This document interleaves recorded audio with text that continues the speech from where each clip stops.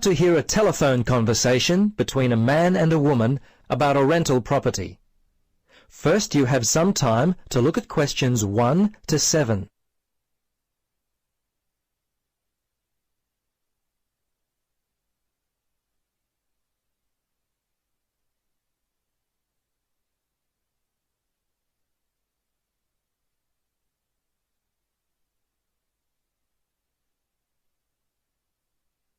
Now, listen carefully and answer questions 1 to 7. Central Realty, Jill speaking. How can I help you? Yes, hello, Jill. I've got a problem, a complaint I wish to register. Who should I speak to? You'll want to speak to Tracy, the residential manager. Just a moment and I'll put you through. Thanks. Hello, this is Tracy. I understand your rent is going to be increased. Yes, this is why I'm calling. I was told that my rent would not be increased for the length of my 6-month contract, which I signed only 4 months ago. What's going on? Is my landlord allowed to do this? I see. Yes. Okay. That seems strange. Look, can I take down some of your particulars and I'll register a formal complaint to the landlord on your behalf? Yes, sure, that'd be good. Firstly, name and address, contact details. Yes, Jane McSweeney. That's McSweeny. 3 Mauger Street. That's Maugher Street. Winderee, 3355. And the phone there? Yes, you can contact me on 334756 extension 3176. I generally arrive home by 6 o'clock in the evening, so you can call me around that time, but not after 9. Oh, sorry, 8:30, because that's the time I leave for work. Okay, so I should note down that the problem is that your landlord wants to raise your rent. And when did you first move in? Yes, well, the contract began on August 1st, and... oh, hang on. Sorry, that's the ending date. We actually moved in on February the 1st. Before you listen to the rest of the conversation, you have some time to look at questions 8 to 10.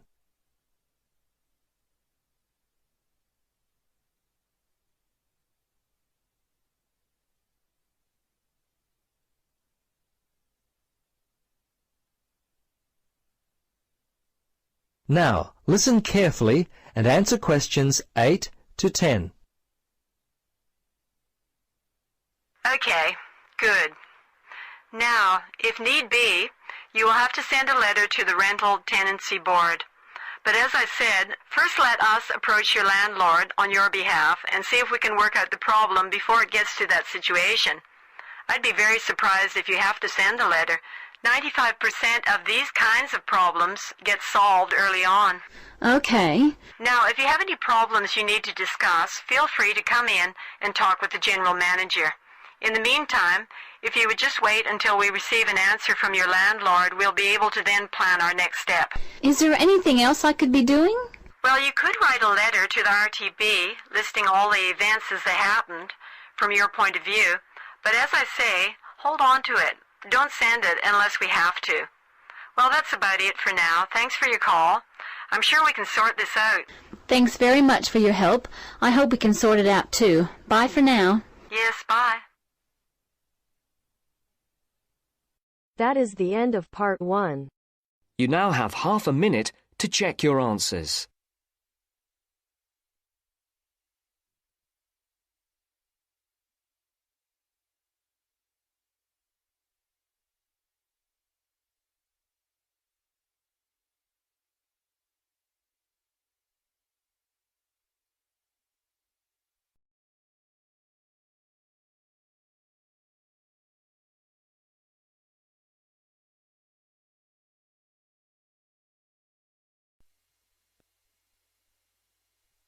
Now turns to part 2. Part 2.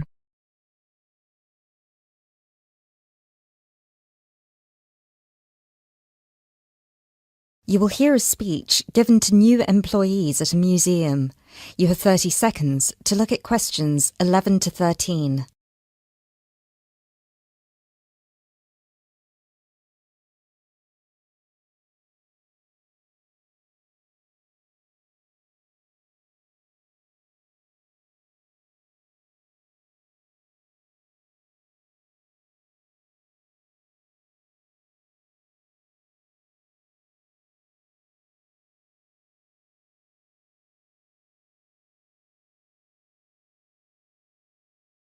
Allow me to introduce myself. My name is Peter Myers, and on behalf of everybody here at Stevensbridge Dungeons, I would like to welcome you all to our entertainment team. This year, the hiring process was especially competitive, and it might interest you all to know that for every position there were almost 30 applicants, so you really are the best of the best. In a moment, I will take you on a tour of the museum so you can get an idea of what the space is like. But first of all, I would like to show you around the staff room. Our staff room is located at the back of the building over here. You will notice that there are two entrances to the staff room. One leads to the room we're in now, which is the main and oldest dungeon here at Stevensbridge, which we have turned into the museum. This is where you will greet the new visitors, and also where the tour throughout the dungeons will begin. I should mention now that we only ever send visitors through as part of a group, so even on the busy days you will still get roughly 10 minutes of free time between each group. Make sure you use that time wisely, because you'll need to get straight back into character as soon as it's over. Now look at questions 14 to 20.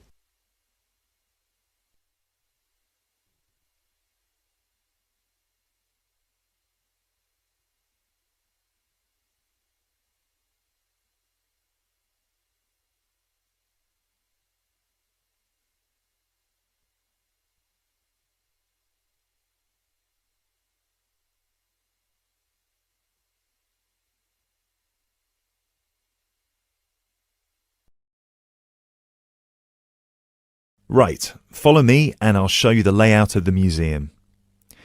From the museum, we can pass through this door near the interactive display into the staff room. From here you can see the steps at the far side in the opposite corner that lead outside into Berwick Street. When you arrive for a shift, it will be much easier for you all to come in the Berwick Street entrance directly down the steps to the staff room. If you come in through the main visitor entrance, it will take you longer to get past security. As you can all see, there are lockers on your right-hand side. They should be big enough for you to put your bags and coats in. You'll get given keys later that work with any of the lockers in here. Over on the other side, past the lockers, is our most exciting area. This is where our wardrobe and makeup will take place. Every shift, you will be transformed from normal people into grotesque medieval prisoners. If you're lucky, you get to be the jailer, but even they rarely bathed in those days. Of course, some of you might consider yourselves method actors, but please do try to shower before your shift. We don't want to give visitors an experience that's too authentic. Now, we do have a staff shower here if you really need it. It is located next to the staff toilets, which are unisex. I hope nobody has too much of a problem with that. Unfortunately, dungeons were not really designed with comfort in mind. You can find the bathroom at the other end of the room from the makeup area. There is also another toilet for the public, concealed just to the right of the door into this room. Let's move back into the museum. We have three main sections down here. The first one you pass into when you leave the staff room is the museum. This is where all the useful information can be found, such as dates, number of prisoners, and the kinds of torture that were used. I know it's a lot of information to take in on your first day, but try to learn as much of it as you can. Even though you'll mostly be in character, visitors might want to ask you some questions, and it would be great if you could tell them more about the dungeons. I think it would be more interesting if visitors could learn directly from you rather than having to read about it. As you can see, on the left we have an interactive display for children, and on the right we have a photo booth. This was the original dungeon, first built in 1435. Now, let's pass through into the main dungeon that was added during the Tudor period in around 1570. You might be able to feel that the air is a lot damper and cooler here. That is because we are now beneath the River Stevens. This is primarily the room in which most of you will be working. This is where many high-profile religious figures were held, sometimes for years on end. Depending on the roles you'll be playing, you can either be chained up, free to roam, or, if you're a jailer, wandering between prisoners to keep an eye on them.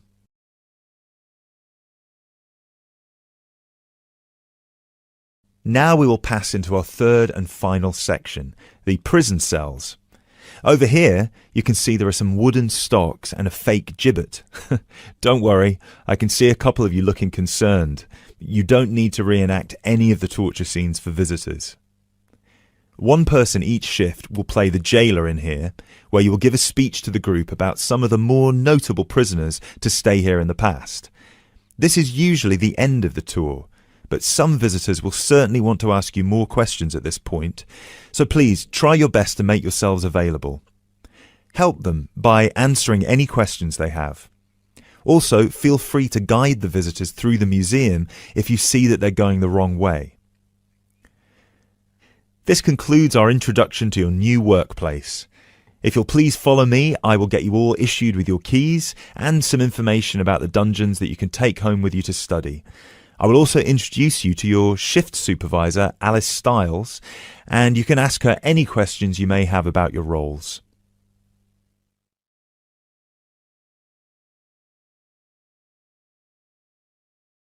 That is the end of part 2. You now have half a minute to check your answers.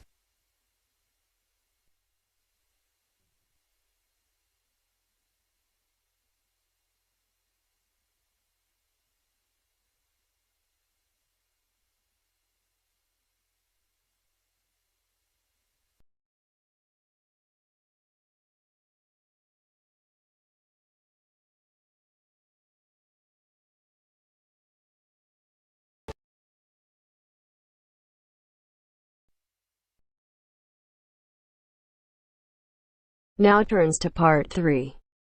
Part 3. You will hear a conversation between a university student and a librarian about using the city archives. First, you have some time to look at questions 21 to 24.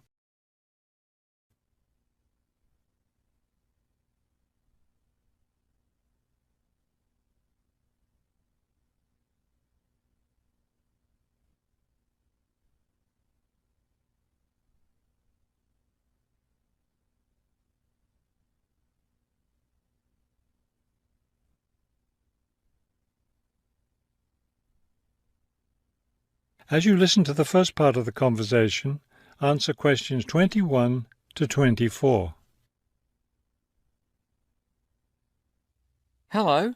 I was wondering if you could give me some information about using the archives? I'd be happy to.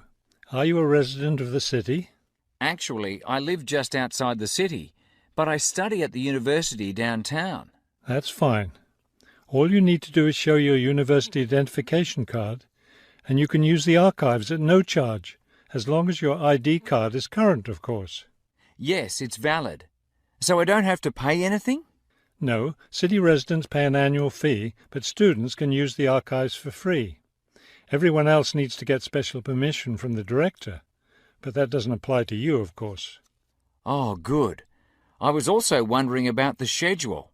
I have classes every day, Monday through Friday, and I also have a part-time job. So I could really only use the archives on weekends. That's not a problem at all. We're open all weekend. Actually, the only day we're closed is Monday, so you can come any day, Tuesday through Sunday. Are you open in the evenings? Yes, we're open from 9:30 in the morning until 8:30 in the evening. That will fit my schedule well. Before you hear the rest of the conversation, you have some time to look at questions 25 to 30.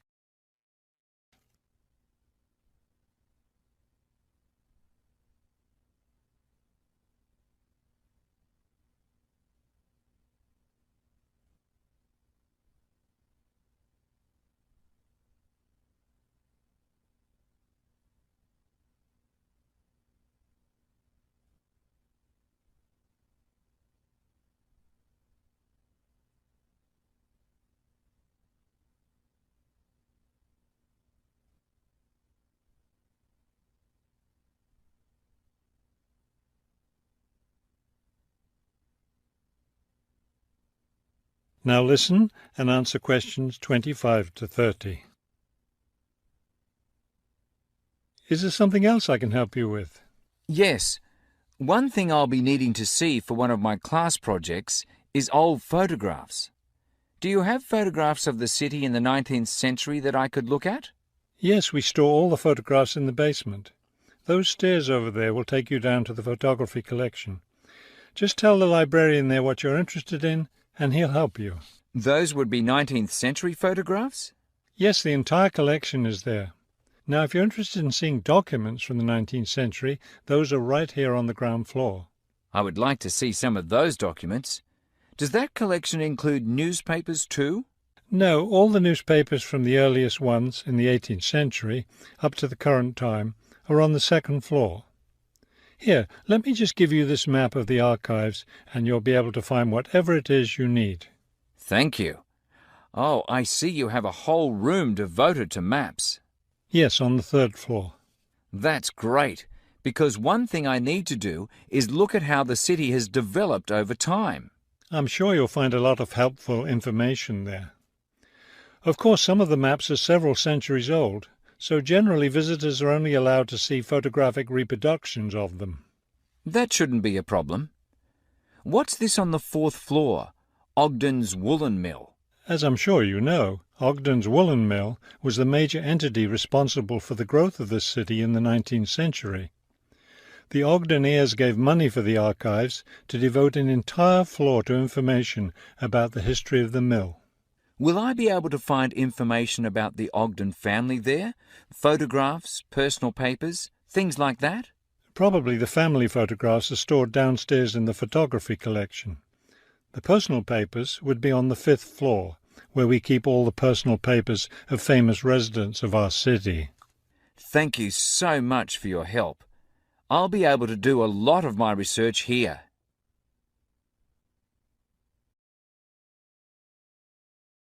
That is the end of part 3. You now have half a minute to check your answers.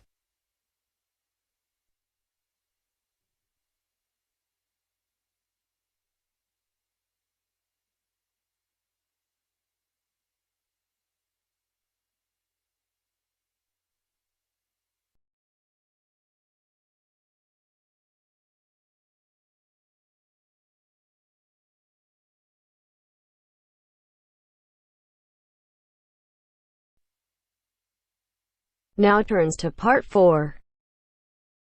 Part 4. You will hear a man talking on the radio about dogs which help people with their work. First, you have some time to look at questions 31 to 40.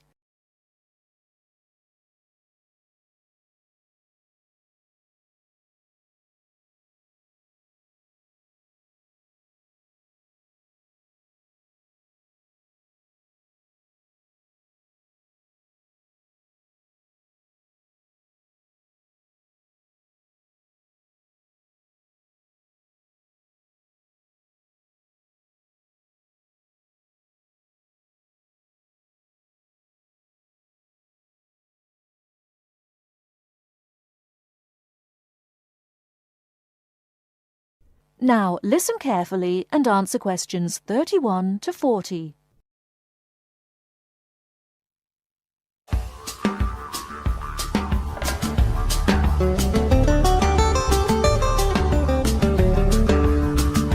Welcome to this week's edition of Countrywide. And today, we're taking a look at a number of different breeds of working dogs.